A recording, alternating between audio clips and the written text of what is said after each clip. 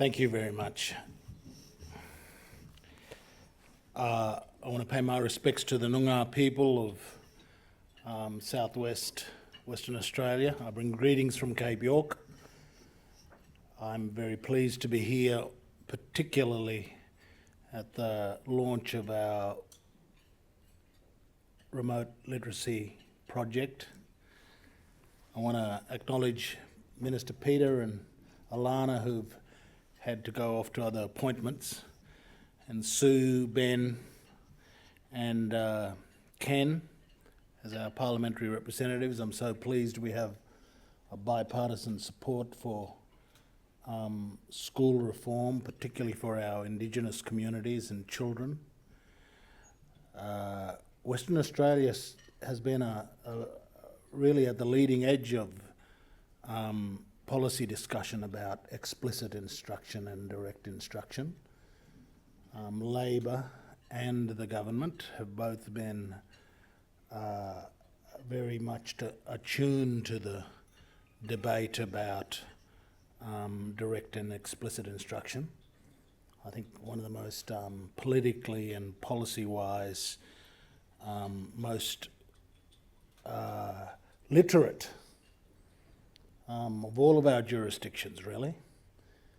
And I'm so pleased at the very good turnout we have in Western Australia for this project. My background is I come from a small community called Hopevale. It was a mission that was commenced in the latter quarter century of the 19th century.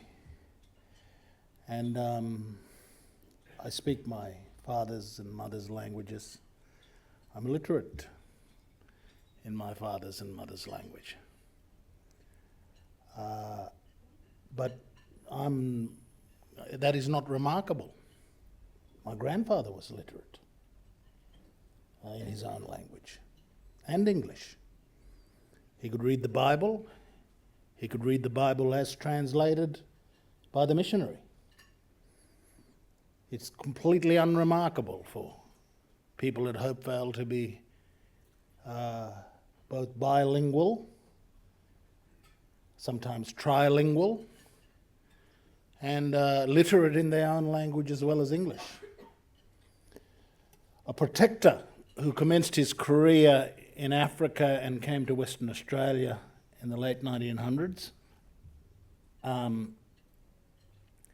who then ended up in Queensland, Walter Roth, actually corresponded with the young ladies at the mission at Cape Bedford in their own language at the end of the 19th century. There are letters between him and the young girls at the dormitory in Guguyimir. The missionaries, the German missionaries, were able to teach these kids who were brought in very imminently from the bush to be literate in English as well as their own language, very early on in the mission's history.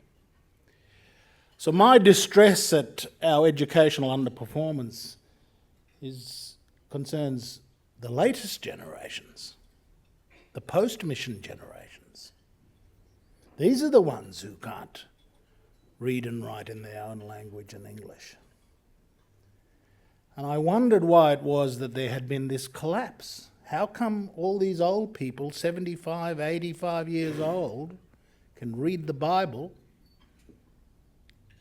in their own language as well as English, and yet their children, grandchildren and great-grandchildren are completely illiterate? That was kind of my big quandary. What had happened to our education when these grandchildren and great-grandchildren were attending schools flush with better facilities, overhead projectors, computers, whiteboards, more money than had ever been spent during the mission era on schooling? And so we got involved in the early 2000s in this whole debate about the teaching of reading. It was a raging war, as you know. It is a war that still remains kind of unconcluded. And I figured that I did not have a view on which side of that conflagration was right. But I read the debates and I became convinced that the people on the phonics and direct instruction part of the debates sounded like they had the persuasive argument. And we did a lot of research in Cape York Peninsula, and we invited a program called Multilit to come to our schools. And we trialled Multilit for about 2 years, and we were very keen about the results. But it was a tutorial program at the side of the school. We used to have to take the kids out of the classroom and take them to the tutorial room and return them back into the main classroom at the end. And I said to Professor Kevin Weldale from Macquarie University Special Education Centre, mate, what about the main classroom? Why don't we change what's going on so we don't have to remediate? If we're teaching them properly in the classroom, surely we won't need a tutorial room on the side. So we had an attempt at trying to change the teaching practice in the classroom proper. And I think we tried that for a year, and it really didn't work. 2 cooks in the kitchen, one mob wanting to do whole language, another mob trying to do multi-let, and there was no consensus about what should happen. That is why we were so keen, and we eventually bit the bullet with Julia Gillard and Jenny Macklin when they supported us to take over 2 schools in Cape York at Arrokoon and Cohen. And then we could pursue our own lights. We could, with the community leaders, make our own decisions about the curriculum and the pedagogy. And we went to the United States and met with developers of the direct instruction program in Oregon, and they agreed to partner with us with what we call the Cape York Aboriginal Australian Academy. I want to share some of my thinking about this whole debate between whole language and direct or explicit instruction. But let me first say that Good to Great Schools is about the idea that we came up with very early on in our thinking that it's the instruction stupid. The old Bill Clinton line that it's the economy stupid. It seems to me that schools, we've got to get the instruction right. And so our letterhead with Good to Great Schools has that keystone in the middle and the 2 stones on the left and right of that keystone. We think they're the 3 critical elements of schools, the archway of schooling and educational success. And on one side is the teacher, the great teacher who is committed to delivering for the student. And then you have the student who's ready to learn. But there's got to be something between them. That relationship between the teacher and the student, it seems to me, was the critical keystone that you need to get right. What is it that lies between the great teacher and the ready student? It seems to me it's instruction, effective instruction. Of course, there's a lot more to that relationship than effective instruction. There is commitment, there is friendship, there is love, there is dedication. There are all those elements to the relationship between the teacher and the student. But my argument is that if effective instruction is not there, then all of the love and dedication amounts to nothing. That relationship between the teacher and the student, if there is not between them the element of effective instruction, then it seems to me that the crucial keystone is missing and there will not be educational success. Like everybody, I can count and I can recall, several teachers in all of my primary, secondary and tertiary education whom I loved, who transformed my life, whom I had a great relationship with, whose names I will never forget, with whom I had experiences that were burned into my breast.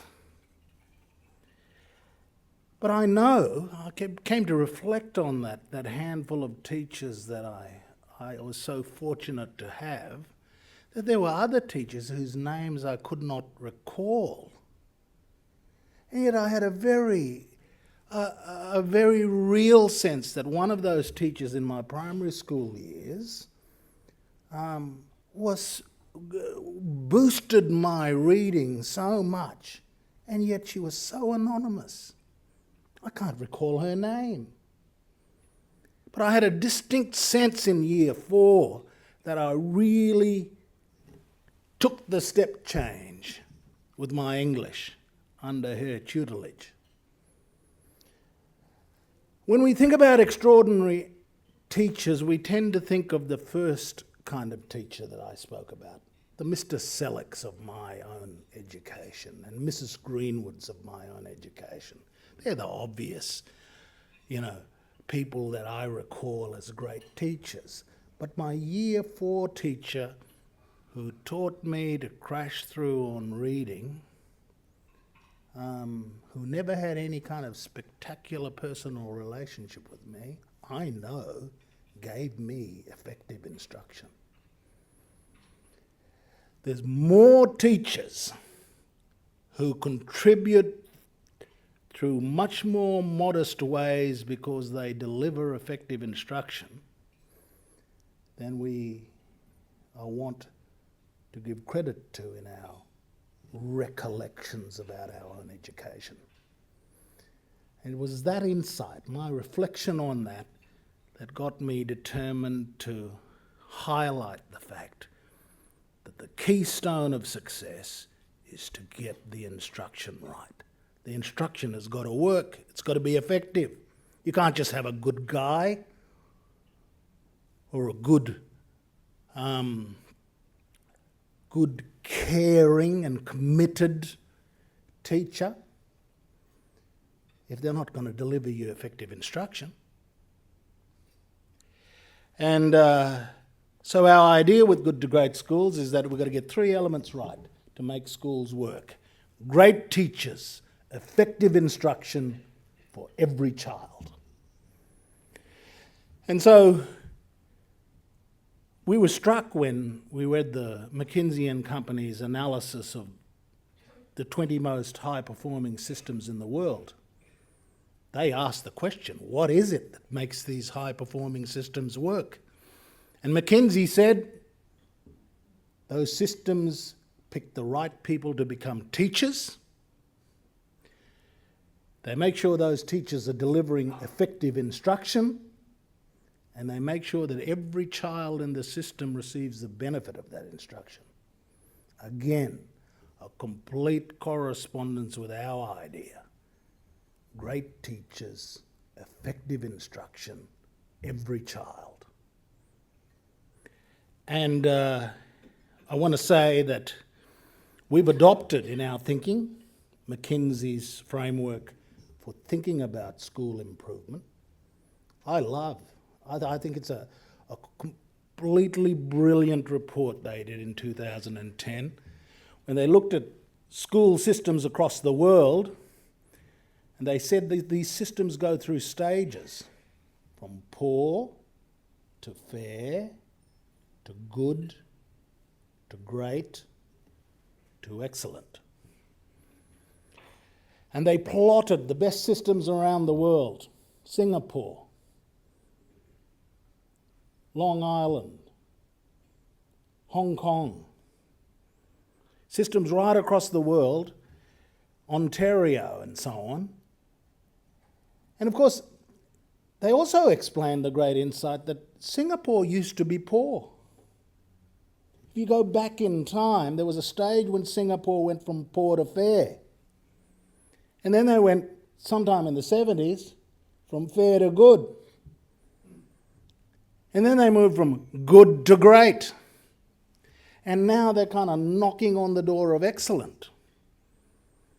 So all of these systems have undertaken a transformation journey.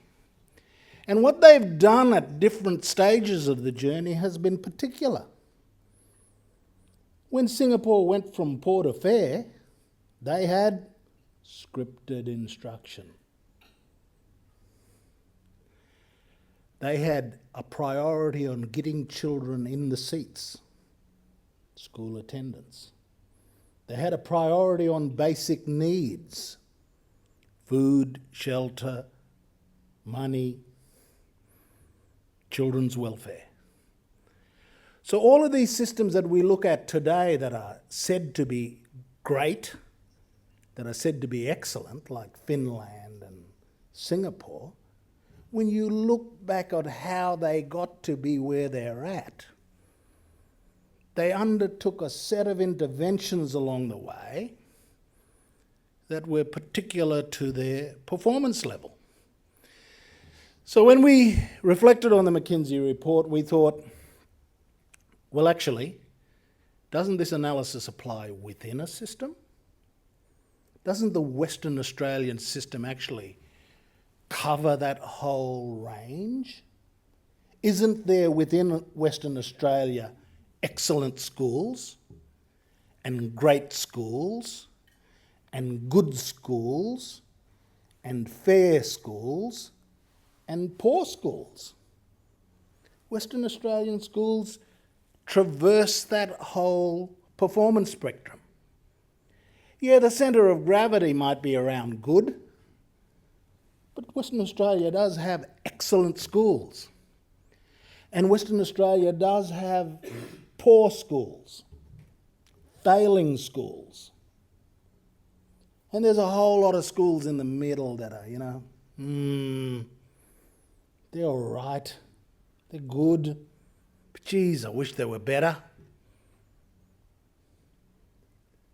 And we, every year we're trying to get it over the line from good to great, but we always languish around the middle. What do we need to do to kind of step up to the next stage? How do we shift the performance from poor to fair to good to great? In Cape York, we've used that metric in our thinking from day one in 2010. And we've developed with McKinsey a way of measuring that performance. I have to say, I think we did the poor to fair journey in the first year, in 2010. We run fair schools, and we started running them in our first year, but they were poor. If there were a national competition of worst school in Australia, we would have had a candidate. And but I would say that school is a fair school today, and it was a fair school in a very short order. We turned the ship around. In some of the photographs there, you'll see some white kids. They're usually the child of a mechanic or a council clerk or some service provider who lives in the community.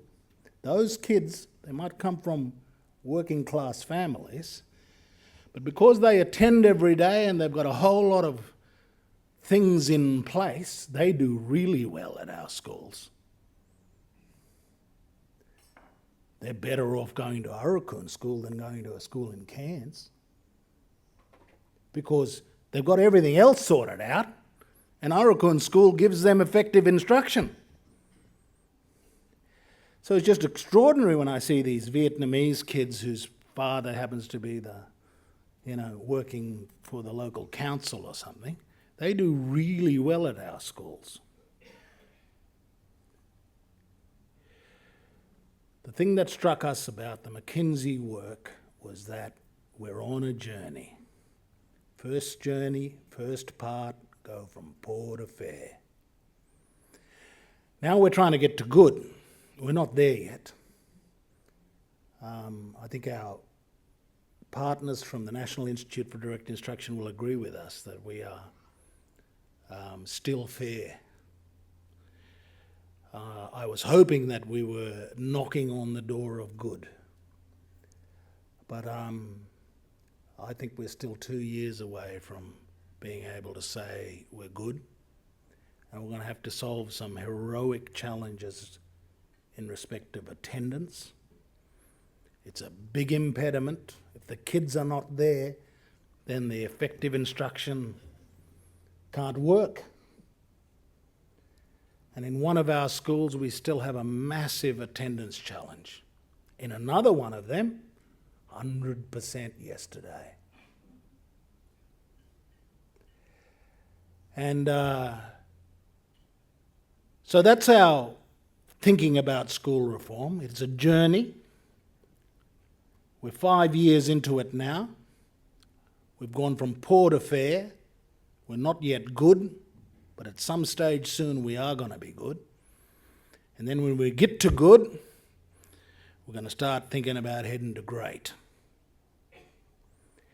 But one of the things exercising our minds, which is going to be an issue for you guys, it's an issue that I just want to plant in your heads at this stage, not to burden you with it, but just to have in the back of your minds that when you start to feel the real business of tectonic shift under the foundations of your school, when you feel that real tectonic shift that effective instruction can give you, the kind of big challenge you have to have at the back of your mind is, how do we sustain this? And how do we keep this? How do you turn a 3-year literacy intervention into a long-term, sustainable embedding of good teaching?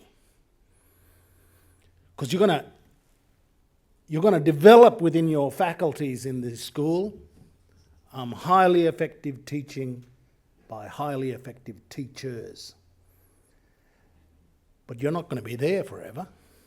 You're going to be there for the next 2, 3, 4 years.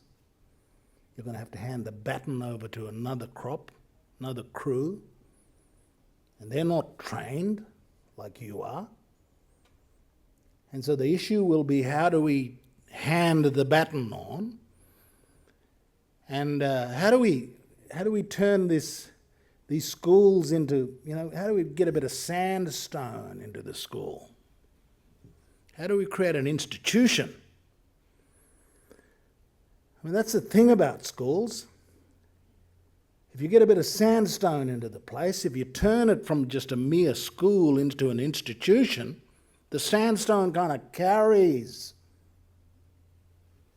the reform, the culture, the good teaching practice, and it maintains the achievement. So I just want to introduce that idea. It's not something that we need to solve tonight or tomorrow, but the whole business of how do we turn these places from schools into institutions. Because we're going to have to. Otherwise, another government's going to have to come along and find another $22 million for an intervention. And we can't do that in cycles. We can't just have another literacy and numeracy push. We're going to have to think about how what we do over these next 3 years is sustained and how you guys hand over a culture to those who will come after you. I'm really pleased that we have a relationship with the National Institute for Direct Instruction in Oregon, but I'm also very pleased that we happen to come across DataWorks and John Hollingworth and Sylvia Ybarra. I read their book by chance and was completely galvanized by explicit direct instruction. It is a related program to direct instruction. It is not scripted, but in our flexible literacy project, we have developed an Australian first curriculum with a comprehensive set of literacy lessons that can be utilised by teachers and schools, knowing that those lessons are consistent with the Australian curriculum. I've dealt with enough educators around the country to know that their appraisal of John and Sylvia's expertise in relation to curriculum standards and how to translate those standards into lessons is unparalleled. The capacity of DataWorks to translate curriculum standards down to what the teacher has to teach at the classroom level is an extraordinary aspect of the value that DataWorks is giving us. I'm particularly taken with the work they've done on getting us to understand the importance of each lesson. John and Sylvia say it's about school reform at the lesson level. Get the lesson right, and we'll eventually get the whole school right. And their book is subtitled with the very message that I think is so powerful about their approach. It's about well-crafted lessons that are powerfully delivered. And so it's just been a complete advantage and boon for us that John and Sylvia have partnered with Good to Great Schools Australia. We are the preferred partner of their organisation here in Australia. They are well known beyond our work, and I think the schools in Western Australia that are going to use EDI, you've really got a front row seat in this opportunity. And I want to thank Sylvia and John for partnering with us. The final thing I want to say is that the teachers here tonight, I salute you for your profession. The great Samuel Johnson once said that he was embarrassed that he'd never been a soldier. And most people, he said, feel a sense of embarrassment that this is the 17th century, by the way, but I kind of understand very well when Samuel Johnson says that there's a certain sense of embarrassment for those of us who are not soldiers. But my sense of embarrassment is that I'm not a teacher. I just think it's the most noble profession. It's people who dedicate their lives to teaching. You're engaged in the most precious business, I think. I'm a great admirer of teachers. I've never had more service and love in my life than I have had from my teachers. I just want to say to the teachers here tonight that I'm a great supporter of teachers and teaching. Yours is an extremely noble profession, too undervalued here in our country. Not sufficiently honoured. And And I really want to express my gratitude for your schools and your own involvement in this project. You are engaged, I think, not just in helping each individual Indigenous child and non-Indigenous children as well who are involved in our project. You're not just helping them, I think you're going to help these communities and these peoples. There's a big debate here, as there is in our end of the country, about the future viability of our communities and our culture and our languages. And I've got to tell you that if we don't get this education thing right, it is going to be about the viability of our future, particularly in remote Australia. If we don't get this schooling thing right soon, we're going to lose our communities in remote Australia. We've got to get it right. If there's one thing that's got to work in the smallest community, the remotest community, the one thing that has to work is the school. It is that desperately important. If you're worried about the future of remote communities and you want to do something about it, the most important thing you can do is help them to get their schools rolling, get their children educated, because it is the ultimate underpinning for the future of those people, their languages, their culture. And so I really apologise for going on at length here this evening, but I just want to say in closing that I salute all of you for your involvement in our program. Can I say that at this stage of the game, even before we've conducted our first class, you're all entitled to be sceptical. You're all entitled to be sceptical. But you're not entitled to be cynical. No one is entitled to be cynical. It is the performance of the children that will swing you around. You're entitled to be sceptical, and when you see the performance of the children, that is what will bring you on board. It has ever been thus in our schools.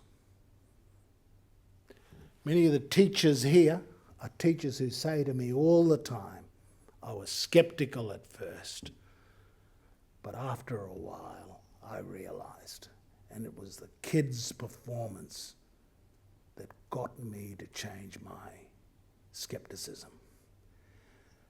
But of course, I just want to underline, none of us have the right to be cynical. There's a difference between scepticism and cynicism. Scepticism is healthy and is our right.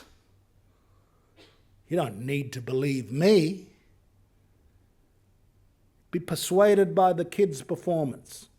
You have a right to be sceptical, but none of us has a right to be cynical. We've got to give this our best shot. We can't blame our lack of proper dedication to the implementation of this project and this teaching. We can't blame our failure to be properly dedicated to this exercise on the performance of the children. Thank you very much. Again, I want to say to Ken and our parliamentary representatives, Ben and Commonwealth and State, for their magnificent support for this initiative. And thank you all for being here this week.